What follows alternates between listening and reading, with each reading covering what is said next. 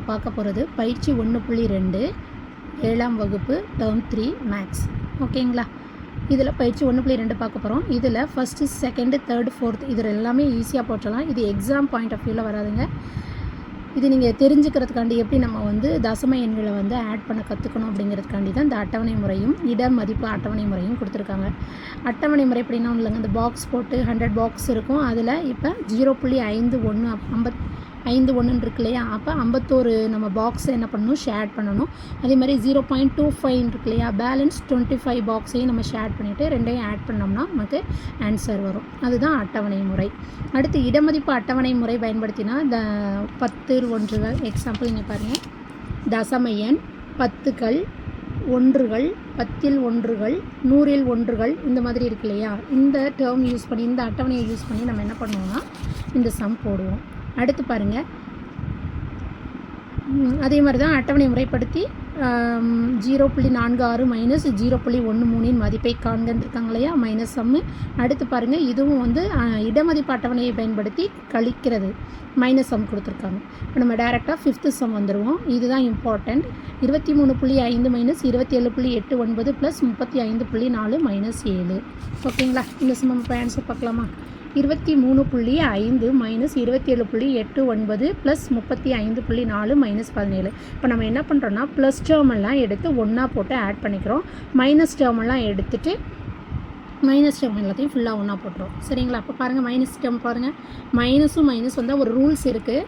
அதாவது கூட்டலில் ப்ளஸ்ஸும் வந்தால் நமக்கு ஆன்சர் ப்ளஸ் தான் வரும். அதே மாதிரி ப்ளஸ்ஸோ மைனஸோ இல்லை மைனஸோ ப்ளஸ்ஸோ வந்தால் கூட்டலையாக இருந்தாலும் சரி, கழித்தலையாக இருந்தாலும் சரி, பெரிய எண்ணிடமிருந்து சிறிய எண்ணை கழித்து பெரிய எண்ணிடம் உள்ள குறியை இட வேண்டும். இதெல்லாம் நம்ம சின்ன கிளாஸில் படிச்சிருப்போம். பெரிய எண்ணிடம் உள்ள குறியை இட வேண்டும். ஓகேங்களா? இட வேண்டும். அடுத்து இதுவே மைனஸும் வந்துச்சு அப்படின்னா நமக்கு ரெண்டு நம்பரையும் ஆட் பண்ணி நம்ம என்ன பண்ணணும், அந்த மைனஸ் சிம்பிள் தான் போடணும். இப்போ அதே ரூல்ஸ் தான் இங்கே பாருங்கள், இங்கே மைனஸ் 27.89 இருக்குது, இங்கே மைனஸ் 17 இருக்குது. அப்போ இந்த ரெண்டு நம்பரையும் நம்ம என்ன பண்ணணும், மைனஸ் வந்தால் என்ன ரூல்ஸு, மைனஸ் வந்தால் ரெண்டு நம்பரையும் ஆட் பண்ணணும். ஸோ இங்கே பாருங்கள், மைனஸ் 27.89 இது டெசிமலில் இருக்குங்க, தசம எண்ணில் இருக்குது. அடுத்து பாருங்கள், 17 எடுத்து எழுதணும். 17ங்கிறது முழு நம்பர். அப்போ முழு நம்பர் நம்ம எந்த சைடு செய்யணும், லெஃப்ட் ஹேண்ட் சைடு எழுதணும். புள்ளிக்கு அப்புறம் நமக்கு எதுவுமே இல்லைனாக்கா 2 0 ஆட் பண்ணிக்கணும். ஓகேங்களா? இப்போ 9, 8 7 கூட்டினா 14, பேலன்ஸ் 1, 2 1 3 3 1 4 மைனஸ் 44.89. நமக்கு இந்த மைனஸ் 27.89 இப்போ மைனஸ் 17 ஆட் பண்ணதில் கிடச்சது. அடுத்து ப்ளஸ்லேயும் இதுவும் ப்ளஸில் இருக்குது, இந்த 35.4ங்கிறதும் ப்ளஸில் தான் இருக்கும். ஸோ இது ரெண்டையும் நம்ம தனியாக ஆட் பண்ணிக்கிறோம். 23.5 முழு நம்பர் 35 தசம எண் 0.4. இப்போ இது ரெண்டையும் நம்ம என்ன பண்ணுறோன்னா ஆட் பண்ணுறோம். 5 நாளே ஆட் பண்ணால் 9, 5 3 8, 3 2 5, 58.9 நமக்கு கிடைக்கிது. ஓகேங்களா? இப்போ ப்ளஸில் நமக்கு என்ன கிடச்சிருக்கு வேல்யூ, 58.9. இந்த மைனஸை ஆட் பண்ணோம் இல்லையா, அதோடைய வேல்யூ நமக்கு கிடச்சிருக்கு மைனஸ் 44.89 கிடச்சிருக்கு. இப்போ இது ரெண்டும் பாருங்கள், சப்ட்ராக்ஷனில் இருக்குது, மைனஸில் இருக்குது. அப்போ ஈஸியாக நம்ம கழித்து விடலாம். 58.9லேருந்து எதை நம்ம மைனஸ் பண்ணணும், 44.89 மைனஸ் பண்ணணும். ஓகேங்களா? இங்கே எதுவுமே இல்லைன்னா 0 போட்டுக்கோங்க. இப்போ 0ல் 9 போகாது, பக்கத்தில் பாரம் வாங்குவோம். இங்கே 10,000, 10ல் 9 போனால் 1, இங்கே ஆல்ரெடி 1 கொடுத்துருப்போம், 8 இருக்கும், 8ல் 8 போனால் 0, 8ல் 4 போனால் 4, 5ல் 4 போனால் 1, 14.01. நமக்கு ஆன்சர் என்னங்க, 14.01. புரிந்ததா?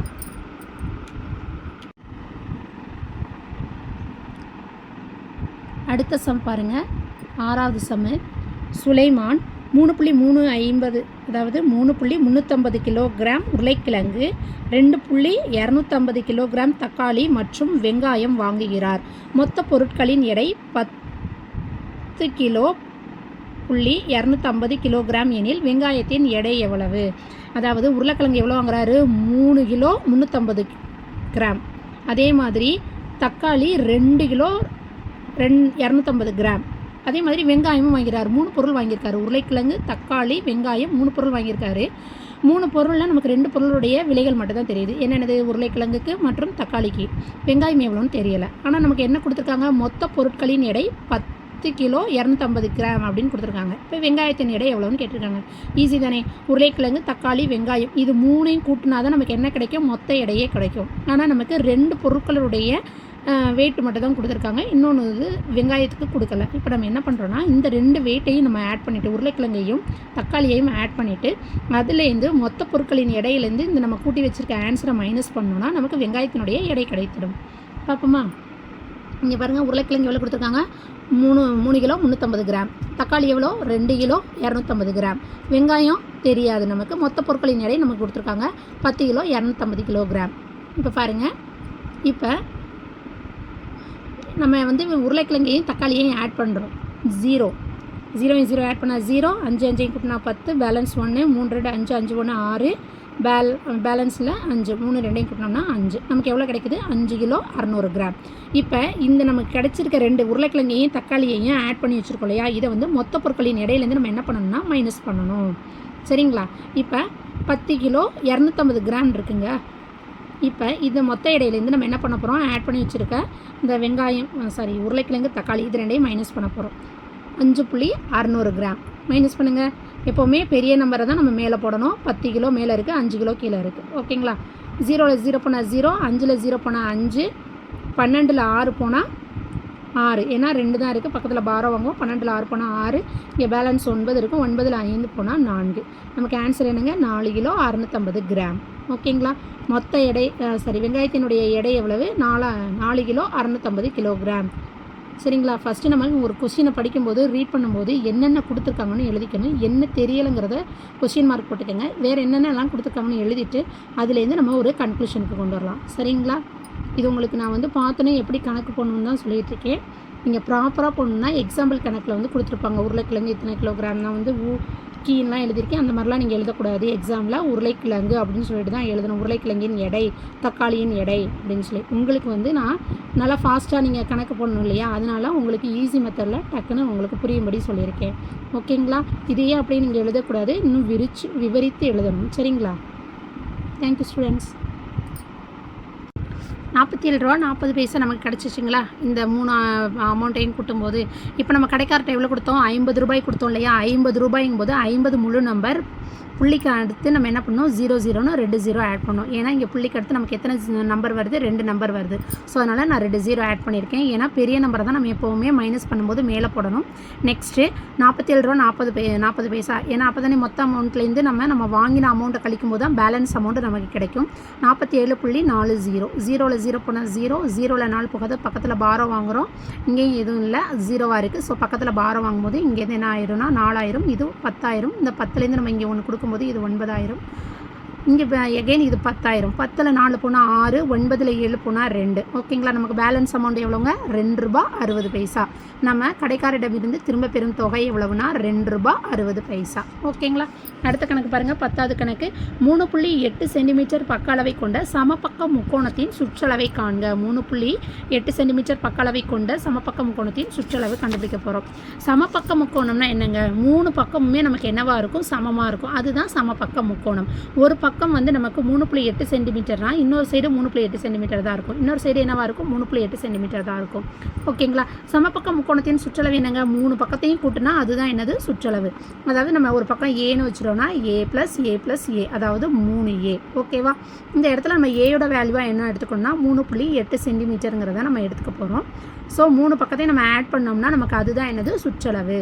ஓகேங்களா? இப்போ 3.8 × 3. ஓகேவா? நீங்கள் 3.8 நீங்கள் 3 தடவை ஆட் பண்ணலாம். அப்படி இல்லைன்னா மூணாவது நம்பரால் நம்ம என்ன பண்ணிக்கலாம்னா மல்டிப்ளையும் பண்ணிக்கலாம். ஓகேங்களா? இந்த பாயிண்ட் வச்சு வேல்யூவை எப்படி மல்டிப்ளை பண்ணுறது அப்படின்னா 2 மெத்தட் இருக்குது. ஒன்று நீங்கள் பாயிண்ட் வச்சு அப்படியே போடலாம். இல்லைனா இன்னொரு பெஸ்ட் மெத்தட் என்னென்னு பார்த்தீங்கன்னா பாயிண்ட்டை எடுத்துருங்க. நீங்கள் பெருக்கல்ல எந்த சம் கொடுத்தாலும் பாயிண்டெல்லாம் எல்லாமே எடுத்துகிட்டு பிளெயின் நம்பராக எடுத்துக்கோங்க. 38 3ன்னு எடுத்துக்கோங்க. ஓகேங்களா? 38 3ன்னு எடுத்துக்கோங்க. நம்பரை இப்போ மல்டிப்ளை பண்ணுங்கள். 8 3 24, பேலன்ஸ் 2, 3 9, 9 2 ஆட் பண்ணோம்னா 11, 114ன்னு வரும். நமக்கு ஆன்சர் என்ன 114ன்னு வரும். இப்போ நீங்கள் இங்கே பாருங்கள், சம்மில் நமக்கு எத்தனை ஸ்தானம் தள்ளி புள்ளி வச்சுருக்காங்க, 8க்கு அப்புறம் ஒரு ஸ்தானம் தான் தள்ளி இருக்குது. ஸோ அப்போ நமக்கு ஒரு ஸ்தானம் தான் தள்ளி இருக்குது. அதனால் நம்ம என்ன பண்ணுறோம், ஒரு ஸ்தானம் தள்ளி மட்டும் ஒரு டிஜிட் தள்ளி நம்ம புள்ளி வைக்கிறோம். ஓகேங்களா. ஸ்தானம்னு சொன்னோம்னா இடம்னு சொல்லலாங்க. சில பேருக்கு தெரியாது ஸ்தானம்னா என்னென்னு. ஸ்தானம்னா இட மதிப்பு, அதாவது ஒரு இடம் தள்ளி வைக்கிறோங்கிறோம் இல்லையா, இங்கிலீஷ்னா டிஜிட்னு சொல்கிறோம் இல்லையா, அது மாதிரி தான் ஸ்தானம்னு சொல்கிறோம். ஒரு ஸ்தானம் தள்ளி புள்ளி வச்சோம்னா 4க்கு இந்த சைடு ஒரு புள்ளி மட்டும் தள்ளி நாங்கள் ஒரு நம்பர் மட்டும் தள்ளி புள்ளி வைக்கணும். சரிங்களா. 11.4 ஆன்சர். உங்களுக்கு எப்போவுமே பெருக்கலுக்கு இது தாங்க ஈஸி மெத்தடு. நான் முழு நம்பராக எடுத்துக்கோங்க. பாயிண்ட் வேல்யூலாம் பாயிண்ட்லாம் எல்லாத்தையும் எடுத்துகிட்டு முழு நம்பராக எடுத்து நம்ம மல்டிப்ளை பண்ணிவிட்டு லாஸ்ட்டாக எத்தனை டிஜிட் தள்ளி புள்ளி வைக்கணும்னு வச்சுக்கலாம். ஓகேங்களா. ஓகே, இப்போ இதோடைய சுற்றளவு எவ்வளோ பாருங்கள், 11.4 சென்டிமீட்டர். ஓகேங்களா. பயிற்சி 1.2 முடிந்தது. அடுத்த வகுப்பில் சந்திப்போம். நன்றி. Thank you students. நம்ம அடுத்து பார்க்க போகிற சம் 7th சம் 0.713ஐ பெறுவதற்கு 7.1லிருந்து எவ்வளவை கழிக்க வேண்டும். அதாவது நமக்கு ஆன்சர் இதுதான், என்னது 0.713. இதை பெறுவதற்கு 7.1லிருந்து எவ்வளவை கழிக்க வேண்டும்னு கேட்குறாங்க. அப்போ 7.1லேருந்து சம்திங் ஏதோ ஒரு நம்ம அமௌண்ட்டை கழிக்கும் போது நமக்கு என்ன ஆன்சர் கிடைக்குதான், 0.713ன்னு கிடைக்குதான். இங்கே எடுத்து எழுதியிருக்கேன் பாருங்கள். 0.73ங்கிற ஆன்சர் கிடைக்கிது.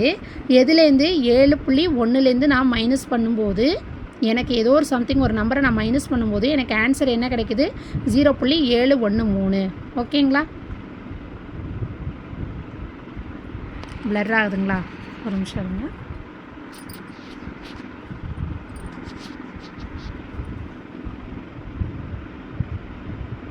(0.713லேருந்து 7.1 நம்ம மைனஸ் பண்ணோம். இப்போ நம்ம என்ன பண்ண போகிறோன்னா, நமக்கு தெரியாத நம்பரை நம்ம என்ன பண்ணுறோன்னா எக்ஸ்ன்னு வச்சுக்கிறோம். ஓகேவா. 7.1லேருந்து சம்திங் நான் ஏதோ ஒரு நம்பரை மைனஸ் பண்ணுறேன், அது எக்ஸ்ன்னு வச்சுக்கிறேன். தெரியாத நம்பரை எக்ஸ்ன்னு வச்சுக்கிறேன். எனக்கு ஆன்சர் என்ன கிடைக்குது, 0.713ன்னு கிடைக்குது இல்லையா. ஸோ எனக்கு என்ன வேணும், எக்ஸ் தான் வேணும். இந்த மைனஸ் எக்ஸ் இந்த சைடு வரும்போது என்ன ஆயிரும், ப்ளஸ் எக்ஸ் ஆயிரும். இந்த 7.1 அப்படியே வச்சுருங்க. இந்த ப்ளஸ் 0.713ங்கிறது ஈக்குவலுக்கு ரைட் ஹேண்ட் சைடு வரும்போது என்னவாக மாறிடும்னா மைனஸாக மாறிடும், 0.713ன்னு மாறிடும். ஓகேங்களா. இப்போ இந்த 7.1லேருந்து நம்ம என்ன பண்ணணும், 0.713 நம்ம என்ன பண்ணணும், மைனஸ் பண்ணணும். நம்பர் தெரியலனா நம்ம இங்கே பக்கத்தில் எதுவும் நம்பர் இல்லைன்னா என்ன போட்டுக்கணும், 0 போட்டுக்கணும். 0ல் 3 போனால் 0ல் 3 போகாது, பக்கத்தில் பாரம் வாங்குகிறோம். 10ல் 3 போனால் 7. அடுத்து எகைன் நம்ம இங்கே ஒன்று கொடுத்துருப்போம். ஸோ 9 இருக்கும். 9ல் 1 போனால் 8. இங்கே ஆல்ரெடி ஒன்று கொடுத்துருப்போம் 10. 10ல் 10ல் 7 போனால் 3. அடுத்து 7ல் ஒன்று கொடுத்துருப்போம் 6. அப்போ என்ன அமௌண்ட்டு நமக்கு வந்திருக்கும், 6.387. இதுதான் அந்த எக்ஸு, தெரியாத நம்பர். அதாவது 7.1லேருந்து 6.387ங்கிற நம்பரை நம்ம மைனஸ் பண்ணோன்னா நமக்கு என்ன ஆன்சர் கிடைக்கும், 0.713ங்கிற ஆன்சர் கிடைக்கும். சரிங்களா. 7.1ங்கிற நம்பர்லேருந்து நமக்கு 6.387ங்கிற நம்பரை மைனஸ் பண்ணும்போது நமக்கு இந்த ஆன்சர் கிடைக்கிது. ஓகேங்களா. Thank you students. அடுத்த சம் பாருங்கள், 8th சம். 53.7 கிலோமீட்டரை விட 35.6 கிலோமீட்டர் எவ்வளவு குறைவாக உள்ளது. எவ்வளவு குறைவுன்னு சொல்லும் போதே நம்ம என்ன பண்ணணும்னா மைனஸ் தான் பண்ணணும். சரிங்களா. 53.7 கிலோமீட்டர்லேருந்து 35.6 கிலோமீட்டர் நம்ம என்ன பண்ணணும், மைனஸ் பண்ணணும். இங்கே பாருங்கள் ஆன்சர் இருக்குது, 53.7 கிலோமீட்டர் 35.6 கிலோமீட்டர். ஓகேங்களா. முழு நம்பரை லெஃப்ட் ஹேண்ட் சைடு எழுதணும். புள்ளி வைத்த நம்பரு புள்ளிக்கு தசம எண்ணை வந்து ரைட் ஹேண்ட் சைடு எழுதணும். ஓகேங்களா. இடதுபுறம் எழுத வேண்டும். ஓகேங்களா. வலதுபுறம் வந்து முழு நம்பரை எழுத வேண்டும். புள்ளி வைத்த நம்பரை வந்து வலதுபுறம் எழுதணும். சரிங்களா. பாருங்கள், 53.7 கிலோமீட்டர் 35.6 கிலோமீட்டர். இப்போ ஆட் பண்ணுங்கள். இந்த புள்ளியை வந்து நீங்கள் கரெக்டாக வச்சா தான் உங்களுக்கு என்ன பண்ண முடியும்னா ஆட் பண்ண முடியும். சரிங்களா. இப்போ நமக்கு வந்து குறைவானது தான் கேட்டிருக்காங்க. குறைவானது கேட்கும்போது நம்ம என்ன பண்ணணும், மைனஸ் பண்ணணும். இந்த இடத்துல என்ன பண்ணணும், மைனஸ் பண்ணணும். ஸோ 7லேருந்து 6 போனால் எல்லாம் ஆன்சரு 1. அடுத்து 3ல் 5 போகாது, பக்கத்தில் பாரம் வாங்குவோம். 13ல் 5 போணுச்சுன்னா 8. அடுத்து இங்கே பேலன்ஸ் 4 இருக்கும். 4ல் 3 போனால் 1. ஓகேவா. நமக்கு ஆன்சர் என்னது, 18.1 கிலோமீட்டர். அடுத்த சம் பார்க்கலாமா. 9th சம் பாருங்கள். அகிலன் வடிவியல் பெட்டியை 25 ரூபாய் 75 காசுக்கும், அடுத்து பென்சிலை 3 ரூபாய் 75 காசுக்கும், அடுத்து பேனாவை 17 ரூபாய் 90 பைசாவுக்கும் வாங்குகிறான். கடைக்காரரிடம் 50 கொடுக்கிறான். கடைக்காரர்கிட்ட எவ்வளோ கொடுத்துருக்கான்? 50 ரூபா கொடுத்துருக்கான். எனில் அவன் திரும்ப பெறும் தொகை எவ்வளோன்னு கேட்டிருக்காங்க. நல்லா பார்த்துக்கோங்க. வடிவியல் பெட்டினா ஜாமெட்ரி பாக்ஸ், அது வந்து 25 ரூபா 75 பைசா, பென்சில் வந்து ஒரு 3 ரூபா 75 பைசா, பேனா வந்து 17 ரூபா 90 பைசா. கடைக்காரர்கிட்ட 50 ரூபா கொடுத்துருக்காங்க. இந்த 3 ப்ரைஸுக்கும் இந்த 3க்கும் அவங்க என்ன பண்ணுவாங்க? அமௌண்ட் எடுத்துகிட்டு தானே பேலன்ஸ் கொடுத்துருப்பாங்க. அப்போ நம்ம என்ன பண்ணணும்? இந்த வடிவியல் பெட்டி, பென்சில், பேனா இந்த 3 விலையும் நம்ம ஒன்று சேர்த்து ஆட் பண்ணிவிட்டு, அப்புறம் கடைக்கார்ட்ட எவ்வளோ அமௌண்ட் கொடுத்தோம்? 50 ரூபா கொடுத்தோம் இல்லையா? அதுலேருந்து மைனஸ் பண்ணோம்னா நமக்கு பேலன்ஸ் அமௌண்ட்டு தெரிஞ்சிடும். சரிங்களா? பார்க்கலாமா ஆன்சரு? பாருங்கள். வடிவியல் பெட்டினா ஜாமெட்ரி பாக்ஸ் எவ்வளோ இருக்குங்க? 25 ரூபாய் 75 பைசா, பென்சில் 3 ரூபாய் 75 பைசா, பேனா 17 ரூபா 90 பைசா. இதில் நீங்கள் எடுத்து எழுதிட்டீங்க. மொத்த தொகை எவ்வளவு? 50 ரூபாய். அதுவும் எழுதிட்டீங்க. இப்போ நீங்கள் ஆட் பண்ணும்போது கவனமாக அதுக்குரிய பிளேஸில் எழுதணும். சரிங்களா? இடமதிப்பு கரெக்டாக போடணும். ஃபஸ்ட்டு பாருங்கள், 25 ரூபாய் 75 பைசா போட்டிருக்கீங்களா? அடுத்து 3 ரூபாய் 75 பைசா போடும்போது நீங்கள் இந்த லெஃப்ட் ஹேண்ட் சைட்லேருந்து தான் போகணும். சரிங்களா? இடதுபுறத்துலேருந்து போகணும். நம்ம நம்பர் போடும்போது இடதுபுறத்துலேருந்து தான் போடணும். இங்கே 25 ரூபாய் இருக்கேன்னு சொல்லிட்டு நீங்கள் 3யை வந்து இங்கே போட்டுறக்கூடாது.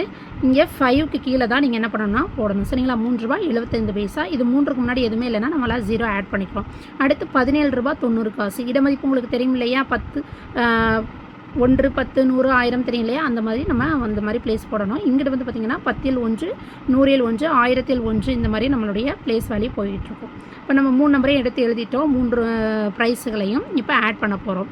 5 5 எவ்வளோங்க? 10, பேலன்ஸ் 1, 7 7 14, 1 15, 15ஓட நம்ம 9 ஆட் பண்ணோம்னா 24, 4க்கு மிச்சம் பேலன்ஸ் 2, 5 2 7, 7 3 10, 10ஓட 7 கொண்டோம்னா 17, பேலன்ஸ் 1 3 4, 47 ரூபா 40 பைசா.